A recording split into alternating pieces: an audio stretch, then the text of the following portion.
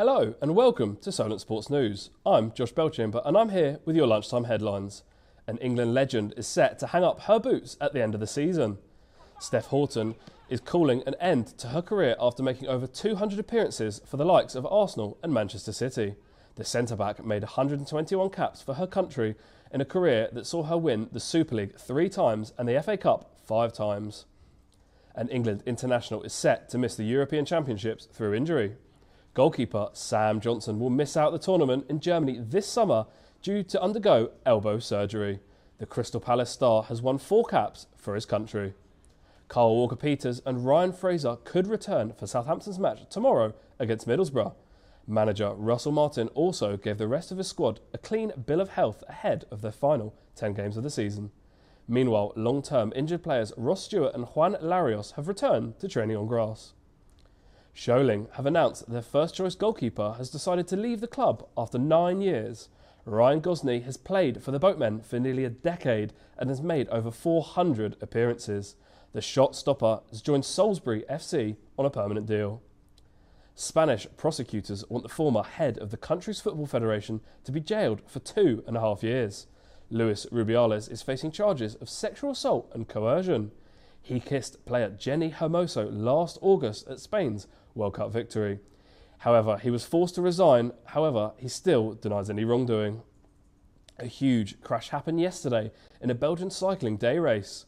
Race favourite Wout van Aert was involved and endured a broken collarbone and several broken ribs.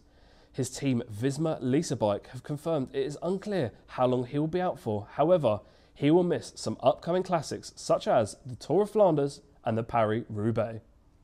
Chelsea are through to the semi-finals of the Women's Champions League following a 1-1 draw against Ajax last night. Colombian Mayra Ramirez scored on her debut to extend the Blues' aggregate lead to 4-0 at the time. Manager Emma Hayes said she was delighted with their team's performance. Yeah, I'm happy for Mayra's her debut. She was really excited about tonight. Happy for the goal. Give me selection problems for the weekend. Think when we got the goal, yeah, I think they could have scored. We could have scored more in the first half. But when you make so many changes, you have to expect there's a disruption.